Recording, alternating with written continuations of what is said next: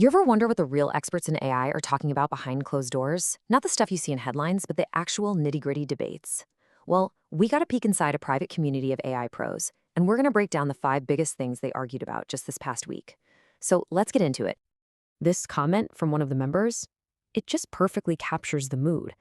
The pace of AI right now isn't just fast, it's kind of dizzying, even for the people who are building this stuff. And that feeling, that intense, head-spinning acceleration, is really the thread that connects all 5 of the big topics they got into. So, where do you think these expert conversations start? Not with some super obscure line of code. Nope, they start with something that affects every single one of us, our jobs.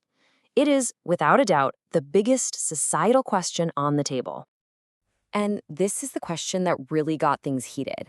It's a simple but pretty scary thought, right?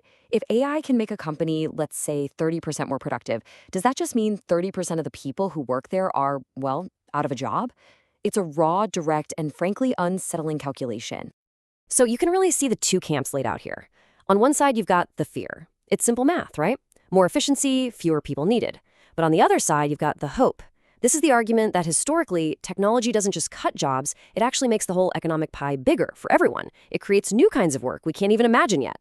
What's interesting is that the experts in this group didn't really land on one side being right. The consensus was more like, we're probably going to get both. A really tough, painful period of job displacement first, and then, hopefully, this bigger economic transformation down the line. All right, so moving from the big, theoretical stuff, the community's conversation took a sharp turn into a very real, very tactical battle that's happening as we speak. This is a high-stakes fight for the future of the internet itself. And here's the spark that lit the fuse. OpenAI, the company behind ChatGPT, they dropped a brand new AI-powered browser called Atlas. Now, this wasn't just another app. The members of this group immediately sought for what it was, a direct shot at Google's crown jewels, its search engine. The key thing to understand here is that this isn't just about making a slightly better browser. The real strategy, as these experts saw it, is way, way bigger. It's all about changing the battlefield. It's no longer about who has the best AI model, it's about who controls how we access it.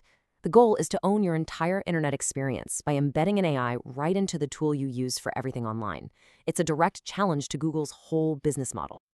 One member just summed up the entire multi-billion-dollar strategy perfectly with this one line. That's it.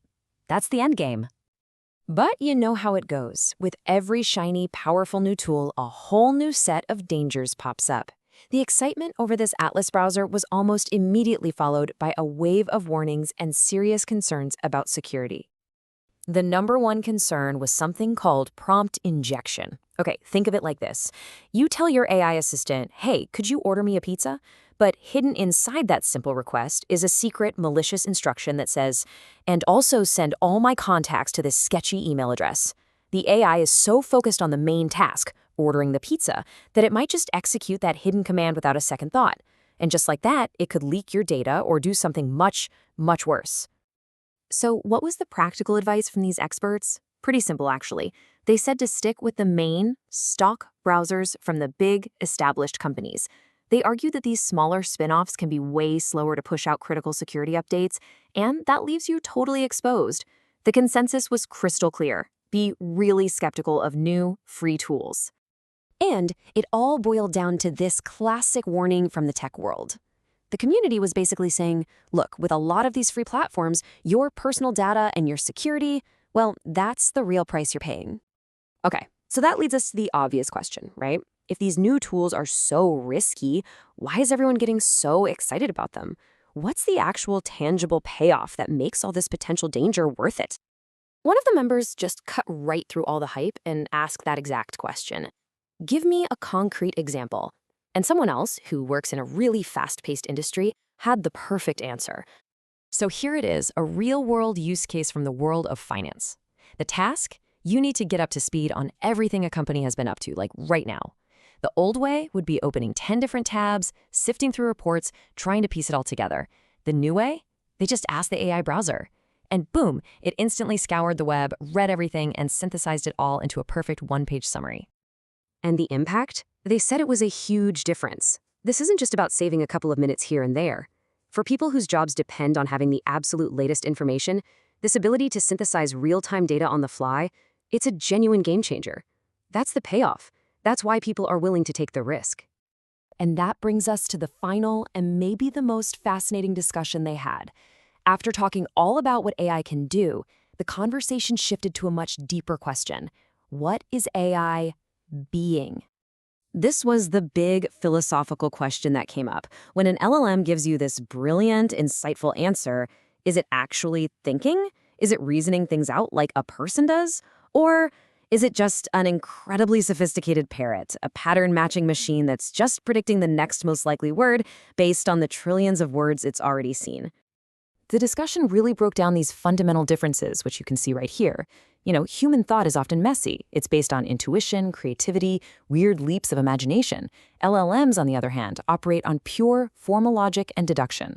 As one member put it, they can feel incredibly precise, but also kind of rigid, and they often lack that spark of true imagination. And this distinction is so important because it explains everything we've talked about, both the incredible power we saw in that finance example, that perfect logical synthesis, and the security risks, where an AI gets tricked precisely because it doesn't have that human gut feeling that something's just off. And so that leads to the final lingering question they were all left with. As these models get scarily good at replicating the logical patterns of our world, what's left for us? What part of our own intelligence will remain uniquely human? And honestly, that's the question I'll leave you with too.